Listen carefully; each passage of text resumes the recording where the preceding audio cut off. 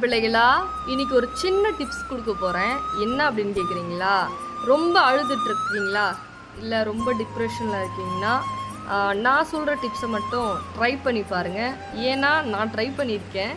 So உங்களுக்கு பிடிச்ச விஷயம் அப்படி இல்லை அப்படின்னா உங்களுக்கு பிடிச்ச கடவுள் அவங்கள நினச்சி ஒரு 5 நிமிஷம் ஐஸை க்ளோஸ் பண்ணி அதை இமேஜினேஷன் பண்ணிக்கோங்க.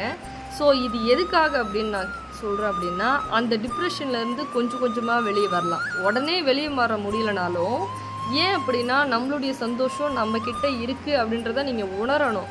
அடுத்தவங்க நம்மளை சந்தோஷப்படுத்தினாதான் நம்ம சந்தோஷமாகன்றது கிடையவே கிடையாது. நம்ம சந்தோஷம் நம்மக்கிட்ட இருக்குது.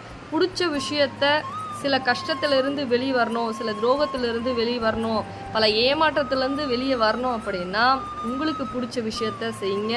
உங்களுக்கு பிடிச்ச சின்ன வயசில் நடந்த விஷயத்த நினச்சி பாருங்கள்.